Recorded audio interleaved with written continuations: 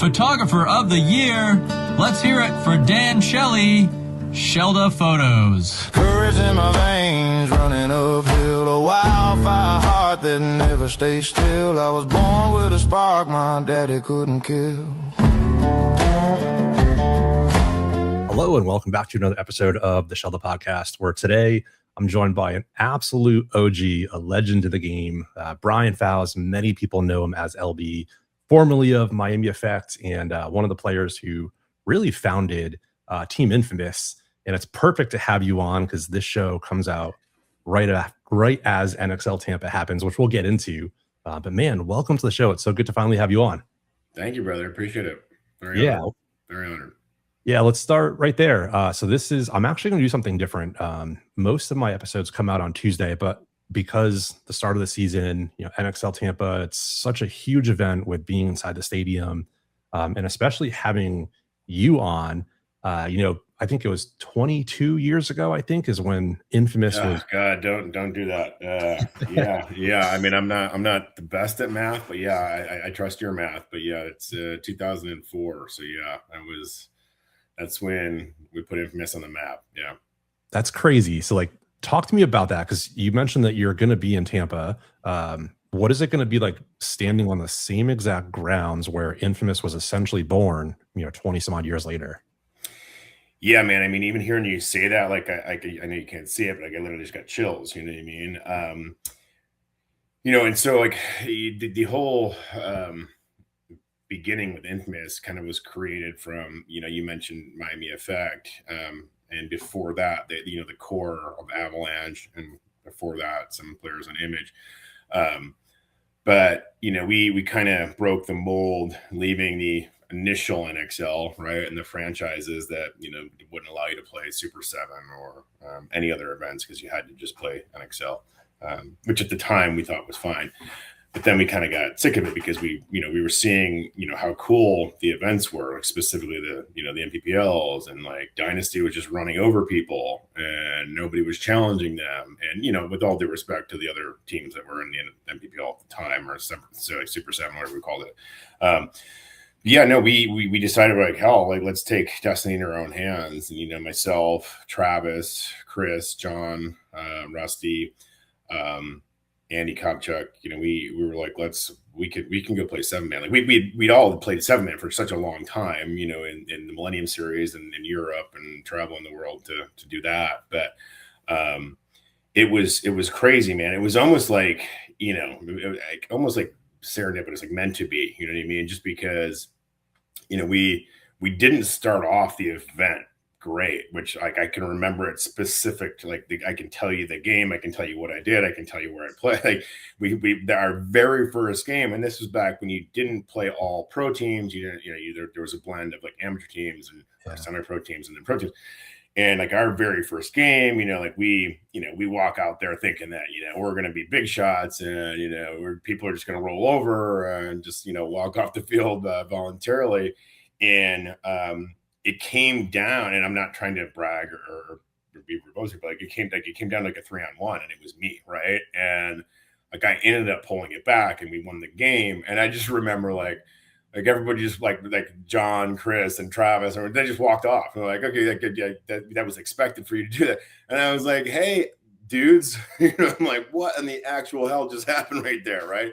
And we kind of had a come to Jesus meeting, and and then the rest is kind of history. We ended up winning the event, and I just, again, I don't think that there was ever a moment in our minds that we thought that we were going to lose it, and then we went on to win the next event in Denver as well. But so to your point, long-winded answer, it'll be 22 years, and what's great about this event, and what I think Tom's done a great job of, and the whole NXL sort of crew, is being in the stadium. You know what I mean? That's a big move for our game, especially under the lights, an all-day event. And, granted, it's the concession stands are going to be open, and obviously the Summit Awards, and, it's going to drive, awareness, hopefully, not just the paintball community, but the public, to some degree. So it's pretty awesome. Before we get too far into today's episode with LB, I need to give a huge shout out to Pro DNA. I mean, come on. Have you seen the ads lately? Their marketing has been insane with the new products that they've been dropping, especially their streetwear. So if you're coming to Tampa, make sure to stop by the booth and grab some. And also, the first Shellda Pro DNA collab might be dropping in Tampa too. Just saying, you're definitely going to want to stop by the booth. And secondly, BFP Gear. Not only are they one of the biggest paintball retailers in the industry, but they're also just genuinely good people. If you haven't seen it yet, head over to their YouTube channel that I'll have linked in the description below. Sam does an amazing job doing a ton of product reviews and gear reviews. And most recently, Sam sat down with one of the owners and head coach of Dynasty, Junior Brown. It's definitely an interview you're going to want to check out. So BFP Gear is doing some really cool stuff, and I'm honored to be a part of their team. All right, let's head back to the episode with LB. Yeah, it's going to be just literally a historic day for paintball. You know, like everyone always talks about Huntington Beach being like the event. I think this is one of the first times where we've had an event that could potentially rival that. With the magnitude of what it could be. You know, it's so wild, like hearing you relive that event. Because, you know, back 20 some odd years ago, I was a high school kid. Tampa was my... Me too.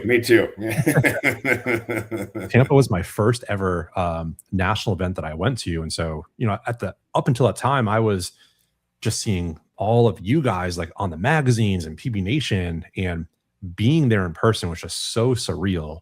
You know, I was a Dynasty fanboy as a kid, and I totally expected to like watch them just wax everybody, and then you guys came on the scene, was like, what the hell, like I didn't expect it. And I showed up to Denver next event, and I'm like, you know, what the hell, like 2 events in a row.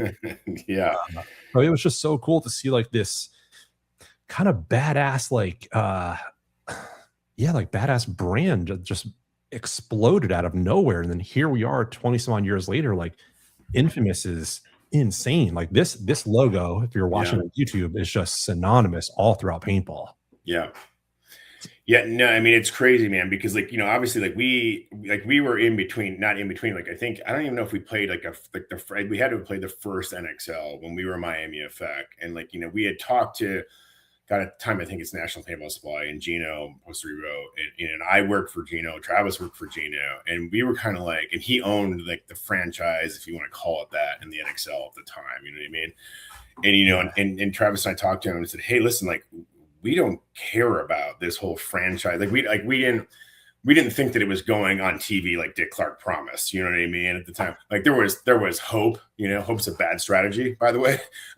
But we talked to Gino and we're like, hey man, the new is the NPPL, the Super 7, and what Jed and WDP, all those guys were doing. This is putting paintball kind of more on the map than our so-called, you know, Dick Clark, Penny Marshall relationship that is going to go at some point in time on TV. And so, you know, we were like, I remember like I was living, I don't know if you remember, I'm sure you do, Mark Knopp, who played for Avalanche. He was like a little short, angry man. And it was me, John, and Rusty, you know, living I had just moved to LA to work for War Game Products at the time, which, you know, the autococker. Rusty did too, John did too, John Richardson.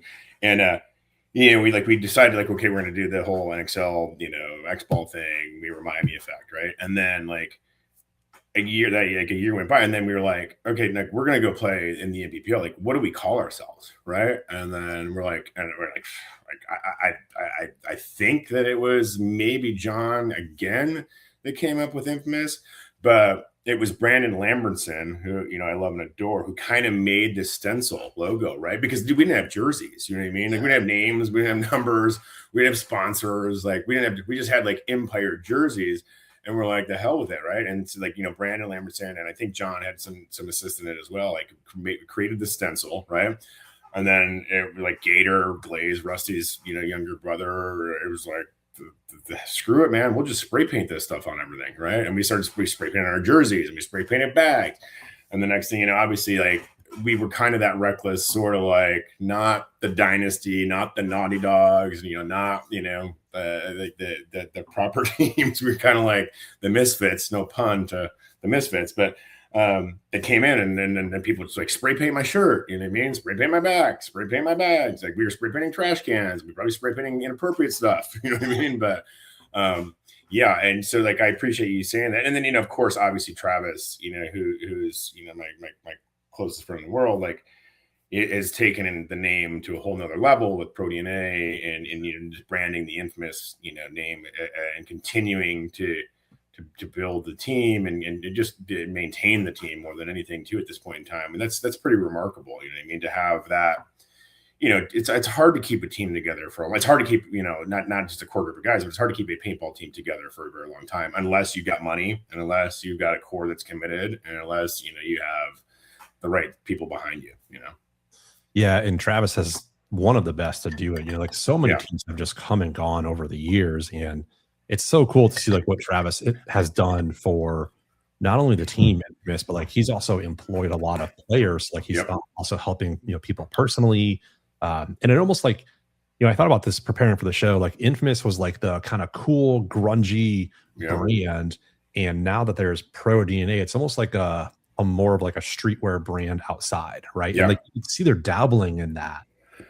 It's cool to see where Infamous started. And of course, Pro DNA is now with them. But like, there's just two iconic brands that are just taking off still.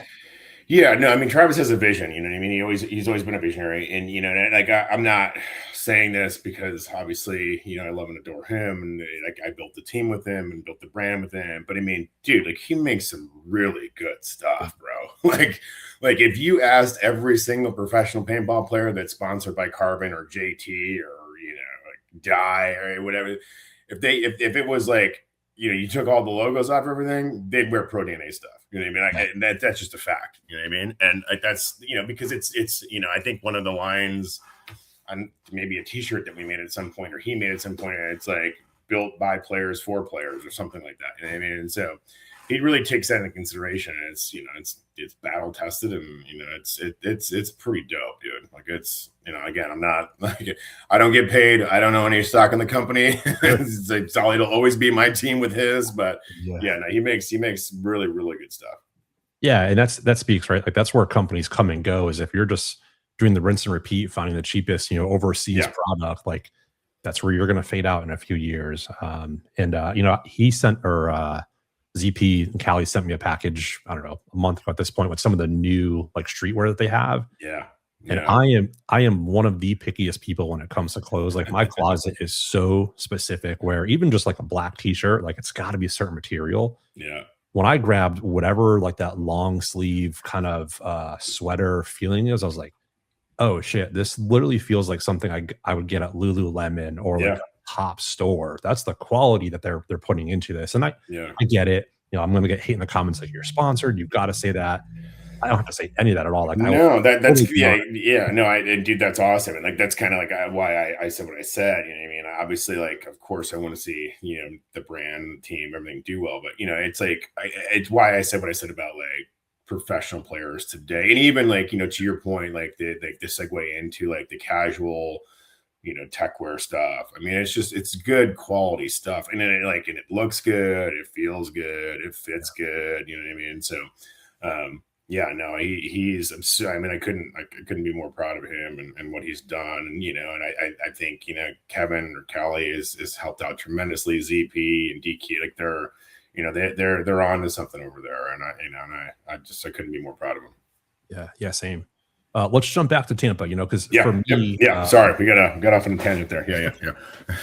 Yeah. For me last year, stepping back at Tampa, it was just such like a surreal moment. Like I remember going back as close as I could, and I stood in the same exact spot again, as close as I could, where I took my first team picture. And like I teared up. It was just something that was just I got overwhelmed by it. And I think I've heard in other interviews with you that Tampa was one of your favorite events of all time. Have you thought about like what's going to go through your mind when you're back there? Not up until this moment.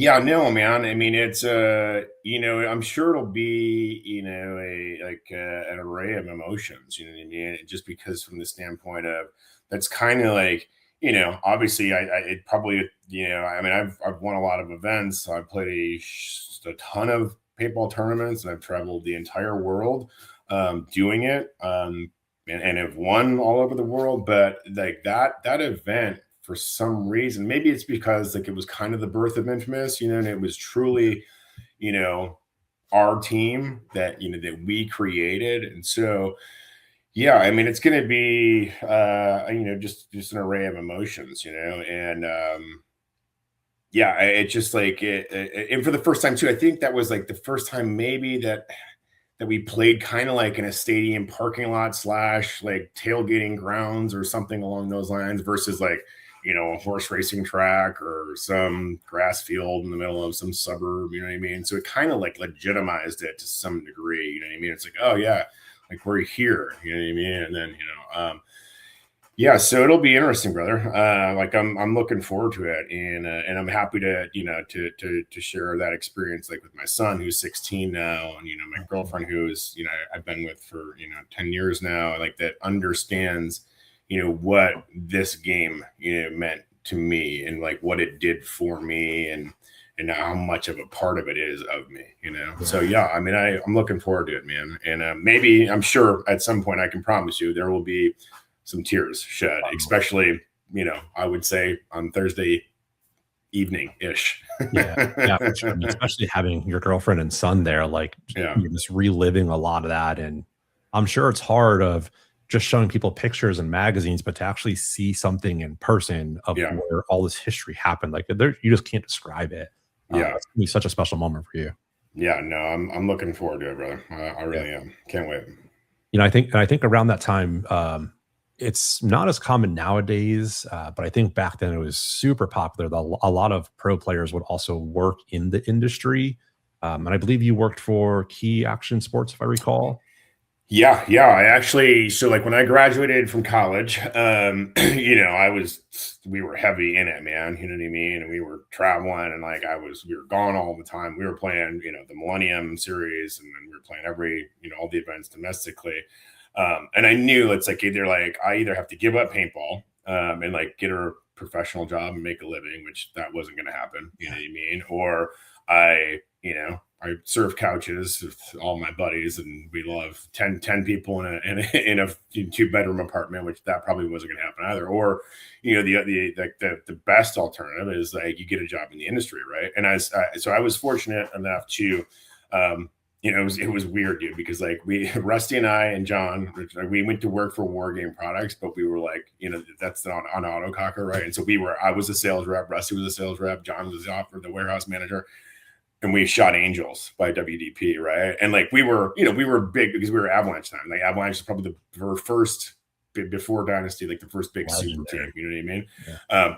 And so like I just remember like we'd have a salesman like every Monday morning, like and Bud Orr would be like, "Are you guys ever gonna shoot autocockers?" And I'm like, "No, bro. Like I love you, bro, but no, we're not." And so to kind of to bring it back to your question, yeah. So I worked in the industry for War Game Products like for maybe a couple of years, I think, at some point, and then that was in Orange County, California, and Travis at the time was working for National Paintball Supply in LA, running that region and that warehouse, and the Chicago warehouse and the Midwest region had kind of opened up because they were moving that person to Europe to kind of start National Paintball Supply Europe. And Travis kind of helped me get in front of Gino and interviewed and ultimately did that. And then that was between National and Key Action Sports. That was call it 10 years of my career working in the industry. And it was great too because they understood my role, and then also again not to be super arrogant, but they understood like the benefit of being part of the company, part of, and at the time the Empire sponsored the team, and representing the brand and the paint, and even the merger between PMI and National, like that was great. But then also it's like, dude, like we were traveling so much to practice, so much to play, and it's like you can't really have like a real job. Like I could never do it today doing what I do. You know what I mean? It's like I can't be gone 200 days on a 365. You know, you just can't. You know what I mean? So it was a luxury for me. You know what I mean? To be able to work in the industry, and I think that makes it. You know, it gives you the ability to really, you know, for me, like, and in terms of the team, kind of control and take care of the team and guide the team and captain the team and make sure that we have the best interests in mind in that capacity. And so, yeah, but I mean, if you can get a job in the industry, that's a good thing. Yeah, it definitely helps out with not depleting your vacation time. Yeah. You know, it's not 2 weeks. It's not 10 days of PTO. So, now it's not just event weekend; it's layout weekend, and it's like brother. weekend before that. Like it's nuts how much time is dedicated to flying across the country for a lot of these players. Yeah, no, I mean, I talked to Trav last night or yesterday, and he was like, "Yeah, I fly to Texas tomorrow. You know, we're gonna practice in Texas for 4 days and right to Tampa." You know what I mean? And that's like 10 days being gone for one event. Like that was unheard of back in the day. Yeah. I mean, we never would fly in the weekend before. You would maybe practice the weekend before, but you weren't staying Monday, Tuesday, Wednesday. You know what I mean? Yeah, no way. And I feel like that's super common now. And you know, and I think with the the layout release being a couple weeks or 3, whatever it is today, kind of maybe demands that, you know what I mean? But yeah, I mean, shoot, dude, like when I was in it, like it was, we would practice 6 times, right? But not 10 days in a row like it is today. Yeah, that's nuts. I think I've talked to a lot of people that have kind of been in your shoes where they played pro years ago and they worked in the industry. I think it's made me realize, like, working in the paintball industry, you have to wear so many different hats where, if you're working in a regular job, usually you have one focus, right? Like I am an analyst or I am a fill in the blank. Yeah. And so it teaches you so many different skills because you really have to be versatile. Years later, you're now not working in the industry. And are you still using any of those skills in your current career? Yeah, I mean, what I would tell you, that's a great question. And what I would tell you is that, it's cool that you kind of recognize it or bring it up. But yeah, to your point about wearing the different hats, I mean, so if you think about what I did in the industry, like one, like, I was in charge of the Midwest region as a regional sales manager, right? So like I was focused on the actual revenue piece of the industry and making sure that, customers were satisfied and we were growing and we could show, value there. And then, also as a brand ambassador, as, the captain of Infamous with, alongside Travis, is that, you kind of got to promote that. And then, you get to the time off and the flexibility, but you have to fly in on Tuesday. And at the time, dude, this is when like you'll remember, like everybody had a truck and you had to set the truck up, and like that's 48 hours of like exhaustive work, right? And then you also have to make sure your customers are happy via your laptop and your cell phone, and then you have to make sure the team's getting in and everybody's get picked up from the airport and that everyone's on the same page, and then you have to make sure the event goes smoothly from your employer standpoint, which is Key Extra Sports or National Paintball Supply or Empire, whatever you want to call it. And so, yeah, I mean, what I would say to answer your question, it has helped me, juggle a lot of things at one time that ordinarily, to your point, like you can't just be hyper focused on being an analyst or hyper focused being in like customer support or hyper focused in being in, customer success, whatever you want to call it. So like it kind of like taught me like, hey, like, I don't want to say what I do is easy because that would be minimizing it, but like it gives me the ability to, handle a lot of different things coming at you at one time that I think that, paintball, not just the game, but being in the industry and then having to do all those extracurricular things aside from show up and play paintball and try to win an event. You know what I mean? So yeah, no, absolutely. Yeah. And it's interesting. Like as you were explaining that, my mind went to today where I guess like people in paintball, like you and your status, were kind of the original influencers in a way where, in today's world, a content creator or a YouTuber, they'll partner with different brands and they'll promote products, they'll create content, they have a contract in place, they're getting paid whatever it is, they've got an affiliate marketing, but they're representing that brand. And for guys like you in paintball in the OG days where you're working for Infamous, right? And so like you're getting paid from the company to also promote the company. And by promoting the company, like it's only helping the cycle. Yeah. So it's interesting to see like you guys were almost kind of the early influencers to where we are now. Yeah, no, I mean, I hope we were. You know what I mean? I mean, gosh, it's so different today. But yeah, you bring up a great point in that yeah, it was.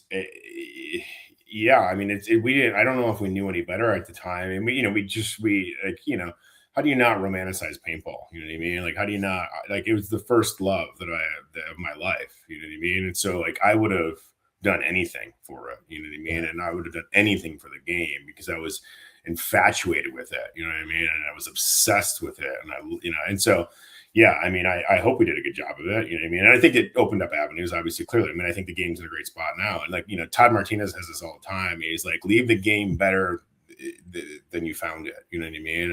And like there's another sports figure that has said that, but Todd has always been very, very adamant about just leave the game in better shape than you found it. You know what I mean? And I hope I did that. I hope we continue to do that. And I hope that's, on everyone's mind, but Yeah. I mean, if more people have that same thought, like that's where, the whole quote unquote grow the sport mentality. Like if you're actually living and driving with that thought process, like it'll just elevate. But we need more people like you out there doing that and pushing the game forward. Yeah, no, I mean it's good. It's what it's going to take. You know what I mean? Again, I think that Tom Cole has done an incredible job taking it, from where it was 5 years ago to where it was 3 years ago to where it is today, or where it will be, in a week. I think that's remarkable. But I mean, we all have to be pulling on the same rope in the same direction collectively. All ships can rise, but we've all got to be, and it can't be, myopic in terms of like being like so competitive about content and followers and likes. And it's like, we got to, like, everybody eyes on the prize in terms of the game, right? Let's focus on the game, and then everything else will kind of fall into place. Yeah. I love that. Let's jump back to last year at World Cup. Cause it was such a cool moment. Like at World Cup, if you've ever been, or maybe you've seen it on Go Sports, at some point they usually recognize, Team USA. They bring all of the players and the coaching staff on the field, on the pro field. They do this lap. They take a lot of nice pictures. And I remember seeing the roster, and then I saw you come out on the field. I was like, holy shit, that's LB. Like I even see this guy, since obviously I was a kid looking up to you, and being able to now be on the field and take a photo of you was just such a surreal moment. So I'm actually going to bring this up here, and I want you to talk me through it, like when you see it. What was that like? Yeah, I mean, first of all, thanks for sending those photos to me. And I reached out to you and you sent them right away. I appreciate that. So to answer your question with this, like, I mean, there's, we've been talking about Infamous a lot. But there's nothing like being able to put the stars and stripes on. You know what I mean? Whenever you can, represent, your country, that, in my mind, I know there's some stuff going on right now, but it's the greatest country in the world. You know what I mean? In my mind. And, when you can represent the stars and stripes, and you're doing that with guys that you maybe at one point in time couldn't stand, you know what I mean? And all you want to do is absolutely take them down, you know what I mean, in a good way in terms of like the game, and be able to put that aside and play together. And it was such an honor.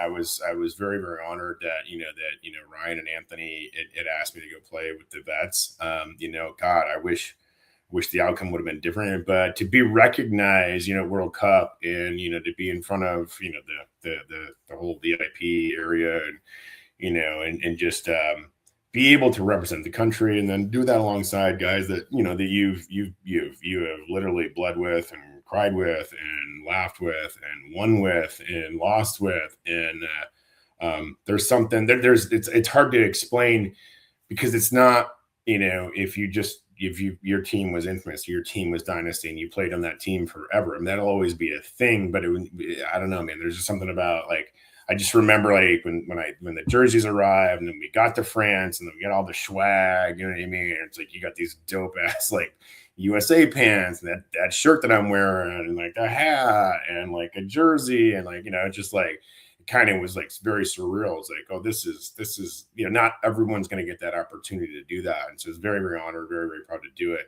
And I hope to go back. Yeah, man, it was awesome. Again, it was just, it's very, very unlike the traditional game that we're in. And from that standpoint, whether you're on a podium or you're competing, you're in the finals on Sunday, like it was just different, brother. I mean, there's more amplitude, more like it felt different, it's hard. I don't know if I'm explaining it properly, but it just the gravity of it felt different, Yeah. Great answer. If you could go back and tell a younger LB that one day you'd be playing for your country, like what would you tell him? Yeah, gosh, that's such a good question. You know what I mean? I would say probably to really, slow it down as much as you can. You know what I mean? Like embrace the moment and just slow it down, because we kind of have a tendency to take the game for granted. You know what I mean? And I'm guilty of it. My peers are guilty of it. The guys now are guilty. Everyone is guilty. And it's not, it's not a fault, but like, I would say slow it down as best you can and embrace the moment. And I know that sounds kind of cliche, but dude, it just like, it goes by like that. You know what I mean? And I mean, dude, it's hard for me to even like contemplate that I stopped playing in 2009 and it's 2026. Like I can tell you everything about the last game that I played, so, and I wish I could have it back. You know what I mean? Like I wish I could have it back. You know what I mean? And everybody, and so like I would say slow it down, and I would say embrace the moment. And, and I feel like if you can do that, it almost will kind of like refocus and recenter your ability to not only perform better, but then also, from a, just a, like a standpoint of like the game itself and how to appreciate it. You know what I mean? And so that's what I would say. If I could go back in time. Yeah. Yeah. That's great advice. And I think you're spot on. Like it happens so fast. I announced it here recently, like this will be my last year shooting NXL events. And when I look back, I can relive almost every single picture that I've taken. Like you show me a picture and I can almost tell you what event it was, what year, like what season. And it's just so wild, like how paintball does that, where you can see something and it's cemented in your mind forever. But if I asked you, hey, tell me 3 weeks ago where you were on Monday for your job, you'd be like, I don't know. Yeah.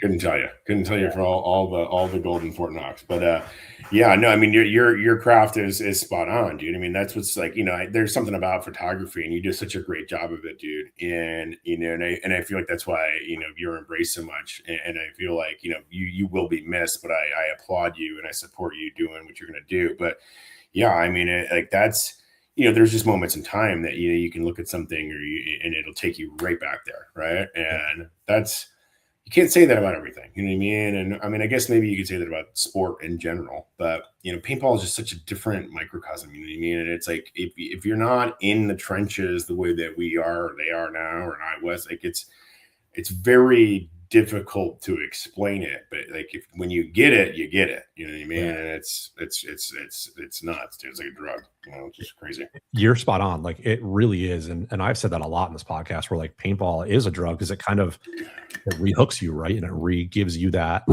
that effect that drugs do. And that leads me right into my next question of, last year you were at World Cup, this year you're going to be at Tampa.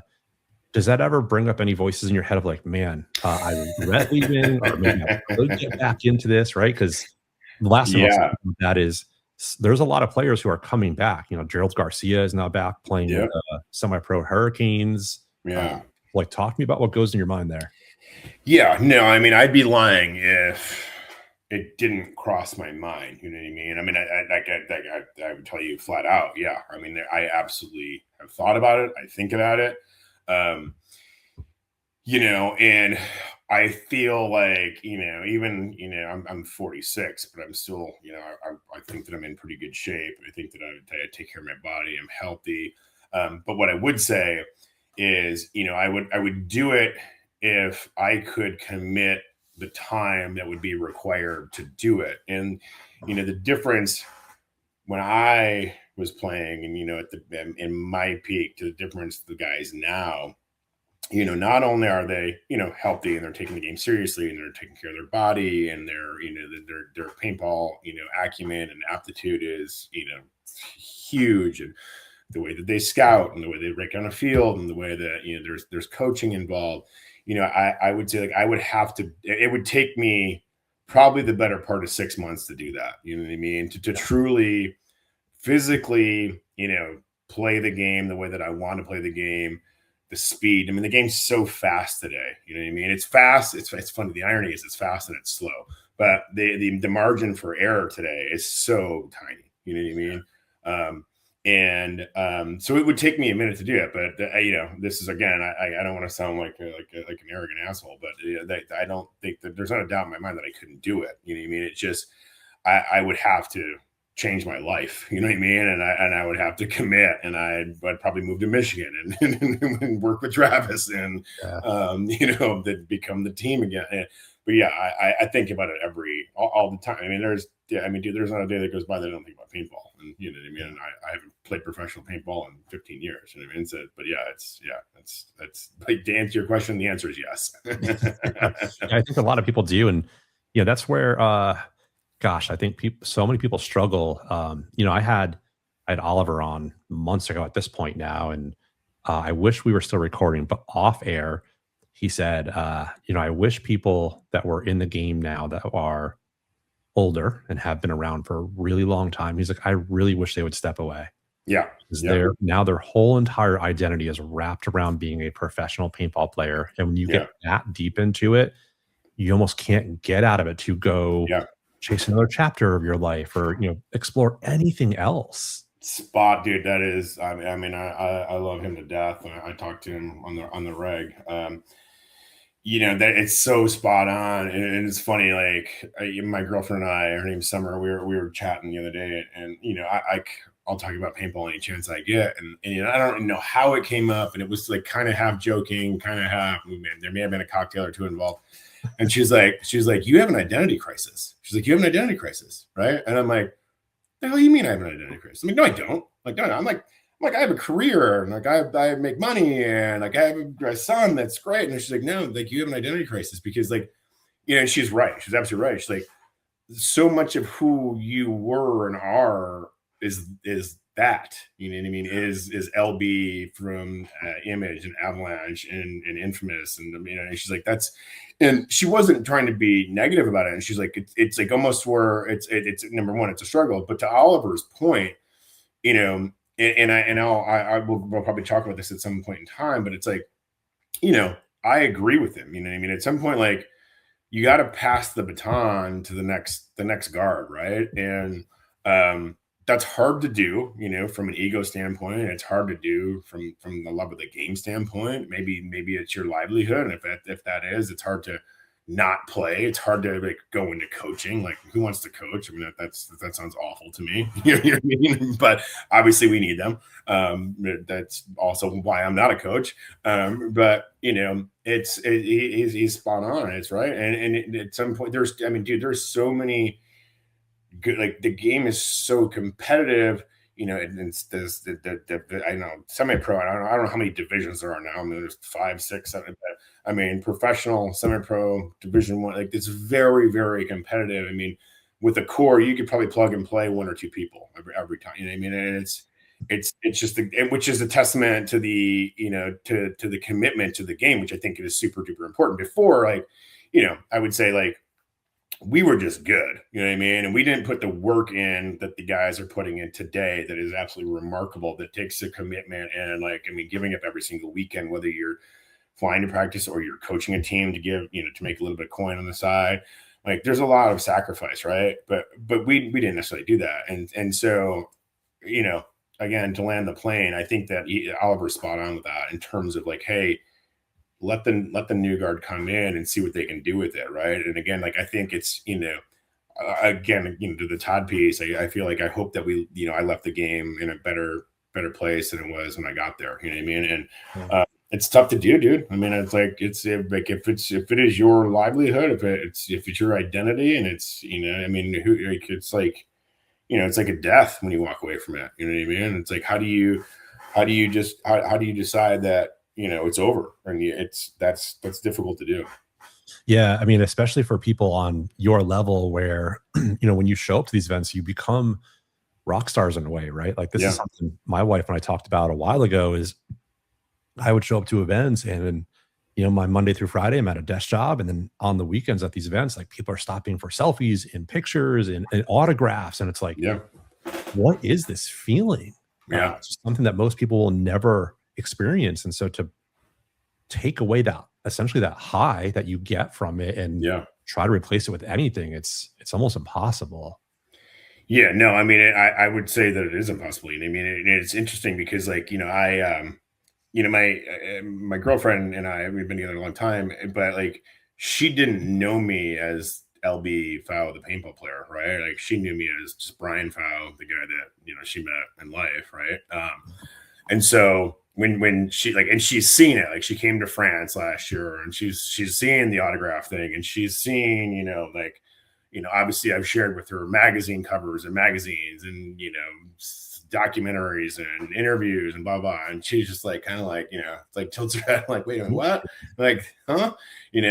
But yeah, it's definitely, that's part of the illusion, like the drug piece. And I don't know. I hope people don't think that I'm suggesting that paintball is a drug, but it's, the comparison there, right? In terms of, part of it is that, just like you described, right? I mean, not the competition piece is obviously a big part of it. Part of it is that recognition. Part of it is that rock star mentality. Part of it is like, being pulled aside and asked for a selfie or an autograph or whatever you want to call it, dude. And that's very difficult to walk away from if that's what you've known for a very, very long time. You know what I mean? But at some point you got to walk away, and that's a tough talk to have with yourself. I can promise you that. Yeah, for sure. And if you look at the rosters, a lot of the median ages has crept up over the years.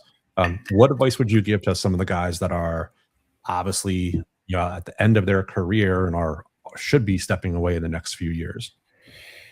Yeah, I mean, first and foremost, right, is like, I wish collectively as an industry and as a sport, it would afford people to just work in the industry and maybe like step away from the competitive part of the game and, go work, as a sales rep or as a developer or as a tech support person. But it's just not the case. So, I mean, I would say, like, start to create a plan, whatever that plan is in terms of, whether you go back and maybe get an education, or maybe I think that the coaching piece is cool. I don't think it's sustainable. You know what I mean? I don't think that, I mean, if you're a single dude and, you live in a women, it's that maybe, but I don't think it's sustainable. But I would say put a plan together in terms of, find a passion that's not paintball. And that's, again, tough to do, but it's like, how do you relate in the world that is not involved in playing paintball, and, that could be a number of things. I mean, you go get your real estate license. You could go, like, start a small business. You know what I mean? You look at, like, Archie just left the game to do the Monomer group with Realty and his wife. I mean, he's one of the badass players in the world, right? And stepping away, which sucks, but also he understands, like, hey, this is part of my future. This maybe I'm gonna start a family one day. Like, I wish paintball would allow us to do that. And there's a finite number of spots in the industry to make a living and then also play the game and be gone, like we talked about. But yeah, I mean, the short, long-winded answer is have a plan and have something that you're passionate about, and in the same way that you have passion about the game, because you can apply that passion to whatever, it is. You just use the same model. But yeah, I mean, having a plan versus, like, I mean, dude, like today, like, guys get cut like left and right, and it's like, sure, yeah, you can go jump on another team. Most of the time, like, you kind of really don't want to do that. But then if you're just done and you're done, like, then what, right? So when the time is coming, I would just say have a plan and sort of have something that you're interested in that you can work towards, maybe towards the tail end of your career. Yeah, thanks for explaining that, because and bringing up Archie, he was a huge inspiration for me when I was struggling with, like, man, what do I do? And how do I take the journey of whatever is next? And then to see him when he was on Play the Game, to say, hey, I know, like, my chapter is ending. He's like, I want to be in control of that. And I was like, oh, okay, that just unlocked something for me, where I didn't want to become not that I'm a Brett Favre, but like, you have a legendary quarterback and then, you go play for other shitty teams, and like, it kind of hurts your legacy in a way. Yeah, no, exactly. Right. Like, that's what I'm like, I mean, what I respect and appreciate about Archie is, like, to your point, he's controlling the narrative, right? Yeah. You know what I mean? It's very easy to be like, what do you mean you're leaving the game? Like, what? You're like, you're still super, very, very good at this game. Like, you're one of the best players in the game. What do you mean you're leaving the game? It's like, it's like, but you also don't want to, you don't want to stay in the game too long to where it's like, shit, should I have hung it up like a couple of years ago? Because then it does damage your legacy, to your point, right? Sure. And what I appreciate about him is, like, he's absolutely controlling the narrative, and and he's a smart dude, you know what I mean? And like, he understands it, and like, I mean, Dan, if you want to come play paintball tomorrow or next week in Tampa, he could play paintball next week in Tampa.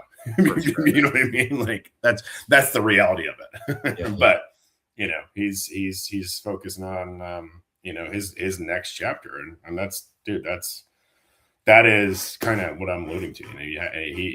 He's number one, he's controlling the narrative. Number two, like, he's got a plan and a passion about something.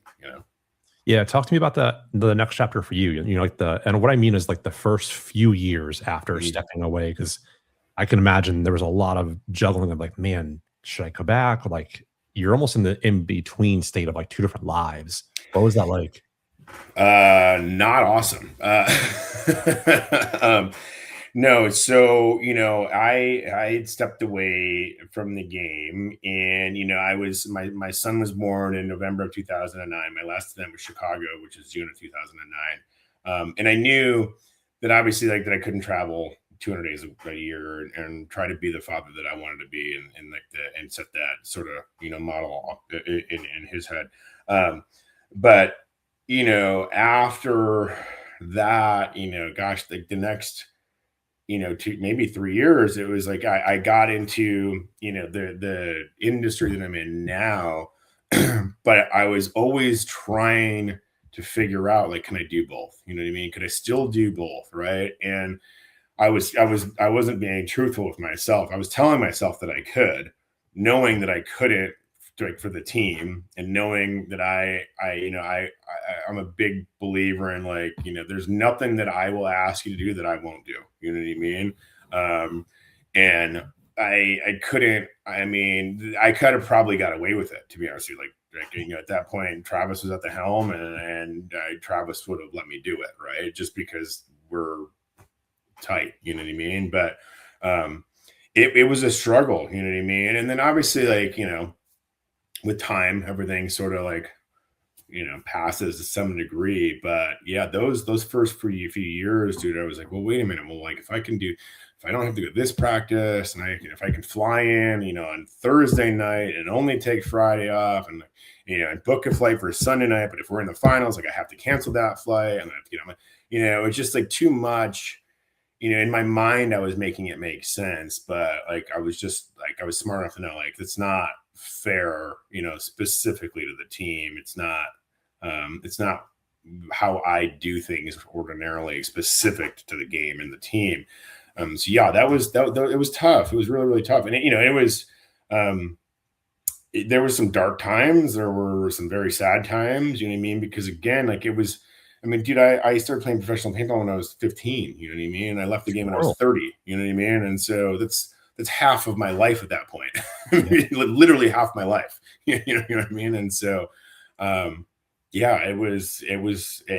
was like, who am I? That's that, again, like, to Summer's point, it's like, you have an identity crisis. Like, The fuck I do. Like, Yeah. spot on. Yeah, she is spot on. And that was one of the questions I had for you was like Yeah. talking about the identity crisis. Cause I think so many people in that moment, like the ego starts to come up and then you start to justify like you just said, well, you know, I could fly in Thursday, I could do this. And then you start to like craft the story of like, well, I guess I could make it work. Yeah. And then you overcommit to everything and then everything suffers. Yeah. I mean, the team suffers, the brand suffers, I suffer. You know, it's just like, and it's just not fair because like I'll come in and I would take playing time from somebody, you know, that's busting their ass. You know what I mean? Just because of who I am and my, you know, my name and you know, obviously like I obviously back then I felt like I could, you know, walk on the field and compete, you know, immediately. But yeah, it just it was tough. You know what I mean? You know, today, you know, now I look at it and you know, and you know, I really admire the game and it's, you know, it's fun to watch it. You know, I still, you know, there's still like that craziness, like we talked about earlier, like, yeah, I could do this. You know what I mean? Like I could do this. Like I could go shoot 9 pods at this zone and not move at all and just check this zone out, like, which is super dumb. But yeah, I could do that. You know what I mean? Like, thank God they're limiting that now. But yeah, no, I mean, it was tough. Yeah, it was not as like I thought it would be no big deal, and I was completely wrong. Yeah, and I think you mentioned your son is 6, right? 16. 16. Yeah. If he were to come to you tomorrow and say, Dad, like I think I want to do this, I want to try to play professional paintball, what advice would you give him? You know, I would support it, and I would also set expectations. You know what I mean? And in a way that, you know, he's built like I am. He's like 5'11". He's, you know, thin and skinny. He's fast and he's athletic. But the expectations that you're just gonna be good because number one, you know, you're my son, or like I can help you get on a team, or like you can network and you'll get free shit because of me. Like that's all noise, right? Like it's like, what are you going to do to commit to like if you truly want to do it? And that's with anything, whether that's paintball. I mean, I'm actually in his room right now because it's quiet, but yeah. And so there you can't see it, but like on the wall, there's like 2 guitars hanging. There's an amp right here. You know what I mean? There's like Pearl Jam concert posters back there. Yeah. And he shreds the guitar because he spends 3 to 4 hours a day shredding the guitar, right? And so I would say to him, hey man, like, if you want to do paintball, like this is what it's going to take. This is the roadmap. And are you sure you want to do this? Right. And that may be like, oh, okay. You know what I mean? I'm like, maybe I just want to play, you know, a couple times a month. You know what I mean? Maybe I don't want to go do drills on Tuesday night. You know what I mean? Like, yeah. It's the harsh reality of it. You know, like so many people nowadays want to be like a YouTuber or content creator because they see the 8-minute video, you know, that brings them dopamine, but they don't know that hours of work in the background. Yeah. I mean, I watch your show and I'm like, oh, you just click a button. Right.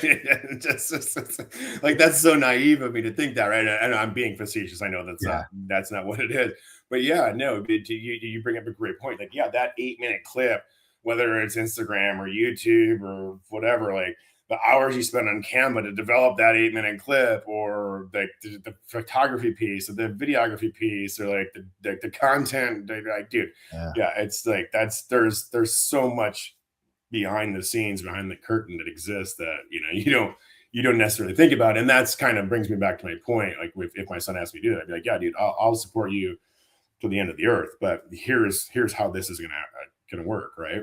Yeah. And sometimes that reality check is kind of like, all right, you know, and again, that could be with anything, you know what I mean? And whether it's paintball or totally, hockey or whatever,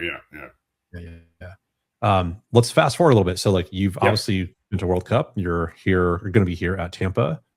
It seems like you're kind of dipping the toe back a little bit. Like, is there any plan to get back involved in the sport at all? Yeah, you're right there in terms of dipping my toe back in it. You know what I mean? I feel like, you know, for the longest time, and I'll give you a couple versions of this answer, but you know, for like when Montressor created like the ICC and 10-man, you know what I mean? That was maybe 5-6 years after like I officially retired, right? And, I didn't participate in like Trav and like LaSoya, his one of my closest friends and John, were like, dude, you gotta come play. Like it's the best. And, you drink beers in between our games, you know what I mean? And, it's just about, hanging out with the homies. And I was like, for me, for the longest time, like I don't have that gear that I can switch off the competitiveness, like all that I've ever known, right? Like that like you're there to win and win at all costs. And you're like, I can't, it's going to sound awful, but like, I can't play for fun. You know what I mean? I can't just go be like, oh, cool. Like, bang, bang, bang. Right. Like, it took me a while. Right. And then, so to kind of bring it back to, me sort of showing up as of late, like, Roy Richard, great friend of mine as well. He's like, dude, you got to come play, 10 man. He's like, just come play one event. And I'm like, nah, if I'm going to play, I'm going to play with Travis. And he's like, no, you're not. He's like, come play one event. I was like, all right, dude. And then, we put a team into the ICC as Avalanche, right? And it wasn't Cat Factory. And, it was like me and Richardson and Rodney and Roy and a couple of the Heat guys at the time. And, we ironically, we ended up playing Travis and Infamous in the semis. We beat him, we knock him out like that. And also, dude, like the total sidebar, we were all in the same exact tent because like I showed up with Avalanche and just walked into the Protean 8 tent. It's like, we're camping here too. And so we beat him. We all walked back to the tent and it was pretty quiet, knocked them out. And so, but yeah, so then, I started, I played with Cat Factory a couple of events that next year. And I would see Trav and I would see the guys and I'd see the name that's on your shirt, you know what I mean? I'd be like, what the fuck am I doing? I'm playing with Cat Factory. You know what I mean? Like, what is wrong with me? Right. And so finally I just had to, I just told Travis, like, yo, dude, like, what's up? Right. I'm like, I get it. There may be a little bit of ambivalence there, but I'm coming to play. Right. And so he's like, dude, you're always welcome. Right. And so, I've done that the last couple of years with Infamous. But in terms of like the NXL events, World Cup, the team is kind of like, not that they've asked me to come, but like when I'm there, they're like, can you come to every event? You know what I mean? Just because like I operate a little bit different than the way Travis does. And, I think it's good for, it's like having two parents, right? And that you can go to dad and you can go to mom, right? And not that Travis is mom or dad, but it's definitely Travis's team. But it's kind of like there's some shit they can bounce off me that I'd be like, no, that's absolutely stupid or that's absolutely correct. You know what I mean? And that's, we'll see. If it was up to me, dude, I'd go to every single event and I will be at multiple events this year. I can tell you that. In what capacity? Who knows? I'll help Travis any way that I can, whether that's with the team, whether that's in the pits, whether that's in the booth, whether that's, breaking the booth down, like whatever, however I can help just to be, to be involved, with him and the team and the game, you know what I mean? It's like, it's kind of like, I'm still like, in my mind, it's still a part of who I am, but I don't necessarily have to, like, I can just show up, you know what I mean? Because I'm not competing and still get to be involved to some degree and still understand the game and still have influence, whether it's the younger kids on the team or the vets on the team, and still be able to be involved and a part of it. Yeah, it'll be interesting to see, like, a year or two from now, and let's say naturally it progresses and you're at more events, the influence that you're spot on, the influence that you'll have on people, that'll almost be more impactful for you in some ways versus like the playing time, like seeing the advice that you give somebody and then they go change the direction of their life, their career. Like that's going to be unreal, I think, for you. Yeah, no, I appreciate that, dude. And you're not to use your words, but yeah, you're spot on. And that kind of is where I'm at peace with that. Right. In terms of like, I don't, it's less like, God damn, like I want to play, I want to compete, like I think I can do it, but it's more like, this is my job now, you know what I mean? Like in terms of the game, this is what I owe the game, and the game is everything. The game is bigger than anyone, any team, any individual. And so like, that's, it's what I can do for the game. And then also, like kind of to your point, like after the game for those players, whatever that looks like, you know what I mean? Whether like, ZP is like my younger brother, right? He's like, bro, he's like, you're the big bro I don't have. And I'm like, I love that kid. I'd take a bullet for him. You know what I mean? But there's kind of some grooming and some coaching, like, hey, like what are we doing next? You know what I mean? And I hope that, and then he's a real bright kid, you know what I mean? And he gets it. And also he's a hell of a paintball player, so I don't think he's planning on doing anything anytime soon. But yeah, no, that's cool that you see that, and like I didn't really look at it from that lens the way that you described it, but you're absolutely right. Yeah, it's almost like you're going to have two chapters. You obviously have your playing chapter, your professional chapter, but now you're more of like you said you didn't want to be a coach, so I see it more of like mentor, consultant in a way. Yeah. No, I mean that's. Because like, dude, coaching is tough. Like coaching is, it's obviously it's a ton of responsibility. It's a big commitment, and it's tough to coach. Like Skinny Kevin's a perfect example because Skinny Kevin doesn't give a shit. You know what I mean? And I mean that in a good way. You know what I mean? Like which is why he's very, very good at it, right? Like he doesn't, even when he was coaching Dynasty, like he grew up with those kids, and not those kids, with those dudes, and he'll sit Ryan Greenspan if Ryan Greenspan needs to be sat, and doesn't think twice about it, right? That's the kind of coach that you would need. I would probably struggle with that more than Skinny does, just because it's not in my DNA, and then also too, like again, like today, like the film and the work and the studying and the layout and the plays, if then that what, you know what I mean? And so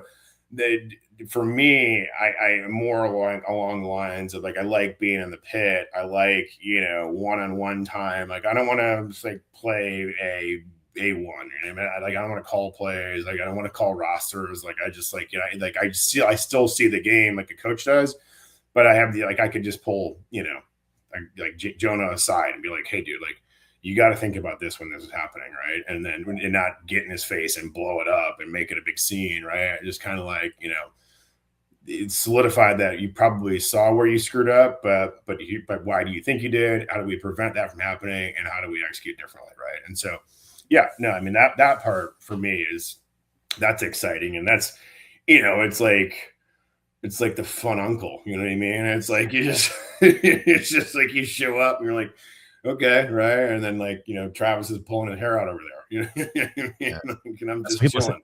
People say to me all the time, like, hey, why don't you play a lot? And it's like, honestly, I enjoy this part of it more than playing. Like, I don't have to get all amped up and stressed out. Like, I get to watch you guys do that while I get to create cool content. So it's a whole different experience. No, exactly. And that's a perfect example, dude, because like when it doesn't go well, I mean, it just, you hate it. It's such a depressing state. I mean, my parents used to come to a lot of events, and like when we would not perform well, they would drive. I lived in Chicago, or they would fly in, and and they would be like, they'd want to come to the truck or the booth and be like, it's okay. And I would just be like, can't talk to you right now. You know what I mean? Like, I felt like such a jerk, but I'm like, dude, I can't talk to anyone right now. You know what I mean? It just like, it would take a minute, and it would take days, you know what I mean? Like to come out of it and be like, all right, let's pick yourself up off the ground and let's go try to do this again. You know what I mean? We're to where now, and what I think you appreciate is like, it's almost like you get more out of it than maybe we did at that time, just because like you're at peace and it's fun, and it's like you get to see it all, you know what I mean? Versus one team or one lane, which, is pretty cool to be able to see it from your lens, no pun intended. Yeah, good, great. That's a great way to put a nail on that. Yeah. Awesome, LB, man. This has been such a great show. I've looked forward to this one for a long time, and I've got a Discord where I've got a bunch of support in there. And when I dropped in here that I was going to have you on, like people just popped off, like, oh, I can't wait for that one, and like he's a legend. I remember all these times that he was talking about. So it's been an honor to have you on. That's for sure. Yeah, man, brother. Dan, I appreciate it, dude. I mean, like, again, super, I know that we don't know each other super well, but I feel like I know you, and I feel like you're a good soul, dude. And super proud of what you're doing, and I can't compliment you anymore on your body of work, and then also like where you're going to go and what you're going to do with it. You know what I mean? And that's brave. And you've given a lot to the game, and you've given a lot to players. Like you've been a platform for so many different things, like not just paintball, you know what I mean? Like real life shit, and that's different than what anyone else is doing, with all due respect. There's great, whether it's Tyler and Marcelo and Ryan and Spica and Moorhead, like you just do it in a different way that's pretty dope, dude. And you should be proud of that. Yeah, man, that means a lot. Holy cow. Yeah, it's crazy to like think back, look back at the last few years and just all the stuff that, like you mentioned earlier, just goes by so fast, like the books, the photos, and now doing this, it's crazy the impact that you can leave on a sport if you don't like stop and actually process it. So I really appreciate you seeing that. That means the world to me. Yeah, no, I'm honored, brother. Honored to do this, and I was looking forward to it too, man. I mean, I know that I've communicated with you a few times about some things, and I was like, all right, let's go, And so, but yeah, looking forward to seeing you, and we should definitely, grab a beer or grab a soda or whatever, man. But yeah, I can't wait. Yeah, for sure. Me too. Tampa can't be here soon enough, and I know, right? Let's just pray for good weather. Pray for good weather, especially just Thursday. Just Thursday. It can rain every other day. But Thursday's got to be good.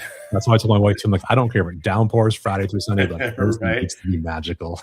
Right, exactly. Yeah. Well, awesome. Well, to everyone else, thank you for tuning in to another episode of the Shellda Podcast, and we'll catch you next time.